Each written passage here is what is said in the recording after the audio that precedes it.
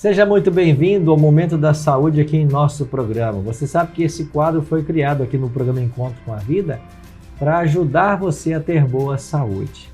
Você sabe que o nosso corpo é o templo do Espírito Santo e cuidar bem dele é você cuidar bem da casa de Deus, porque Deus quer habitar em nosso coração. Por isso temos que cuidar bem desse corpo.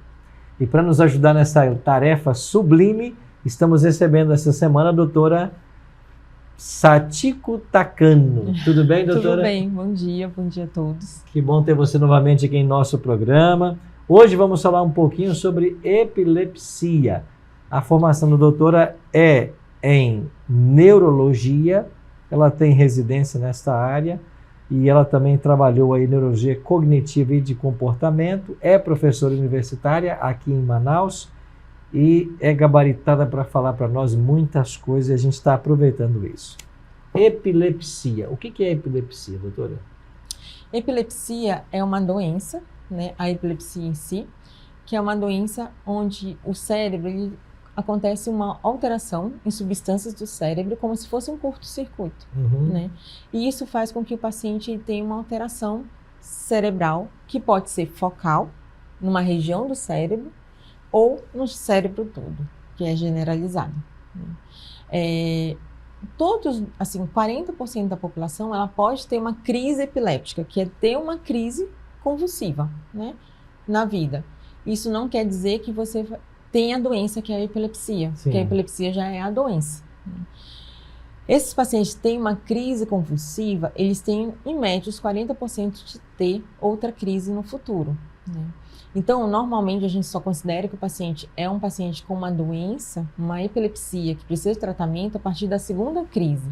Se ele já tem a segunda, ele já é um paciente. Já é um paciente, que ele teria que tratar, porque a partir da segunda crise, a gente tem, em média, 60% a 80% de chance de ter uma terceira. Então, aumenta de 40% para 60%. Mas como se manifesta uma crise epilética numa pessoa uma vez só, uma vez que 40% tem a chance de tê-la? É o quê? Normalmente, alterações relacionadas a essas substâncias que são neurotransmissores no cérebro. Desculpa, os sintomas, quais seriam os sintomas disso? Os sintomas, normalmente, se for uma crise generalizada, é aquela que a gente conhece, que a maioria das pessoas tem mais medo, né? Que são crises onde o paciente tem tremores no corpo, cai, né? Fica salivando, tem uma cianose que fica a boca mais roxinha, né?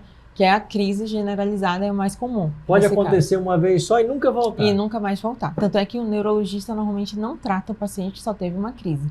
A não ser que ele peça um exame e veja que esse paciente tem alguma alteração no cérebro. Aí ele pode tratar. A pessoa deu uma crise perto da gente. Qual é o procedimento que tem que fazer? Tem algo a fazer por ela?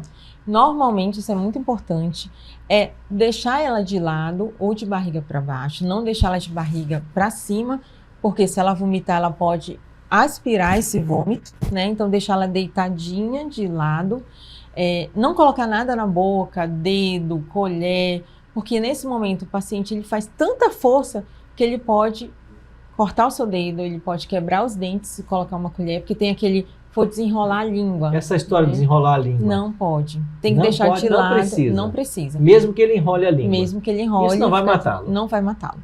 Mesmo assim, ele deita de ladinho, né? Espera passar. Auxilia ele para ele não se debater? Ele não, deixa ele se debater, porque você não vai conseguir parar. Porque esse momento ele vai durar alguns minutos. Em seguida, ele vai ter um momento que a gente chama de pós-ictal, pós a crise. Que ele vai ficar mais sonolento, mais confuso. E aí, nesse momento, ele pode ter uma liberação de esfíncter, urinar, né?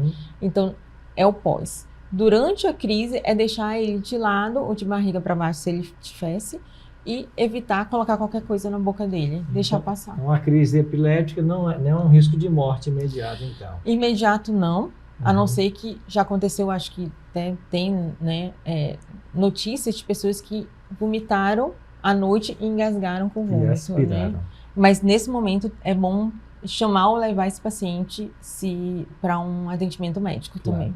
Existem tipos diferentes de crises epilépticas? Existem. Existe essa epilepsia que é generalizada, né? Que a gente chama de epilepsia tônico-clônica generalizada, que é essa que a gente se movimenta, né? Que eu expliquei agora. E existem crises focais, determinadas áreas do cérebro, elas podem ter alterações com esses neurotransmissores excitatórios e o paciente tem características. Por exemplo, se o paciente tem uma epilepsia que é mais na região occipital, que é essa região do cérebro aqui atrás, ela é uma região relacionada com a visão. Então, esse paciente ele vai ter alterações visuais. Ele começa a ver raios luminosos, né? Alterações visuais, raios luminosos coloridos.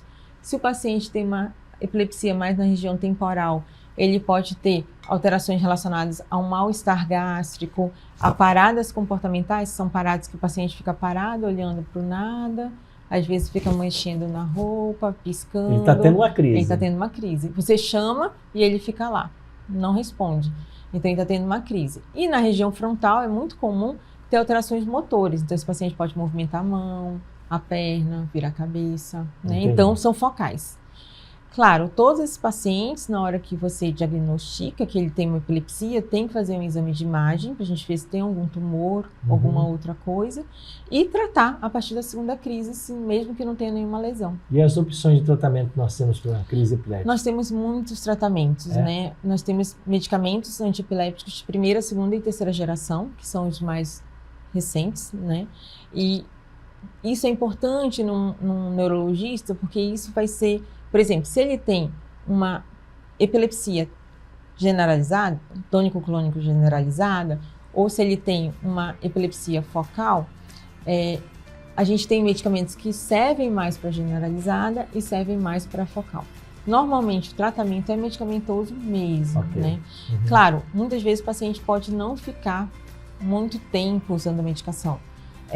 Se ele não tiver nenhuma lesão, nada disso. Mas aí é acompanhamento com o neurologista. Que vai determinar isso. Doutora, muito obrigado pelas dicas de hoje. Voltamos amanhã para continuar nossa conversa? Claro.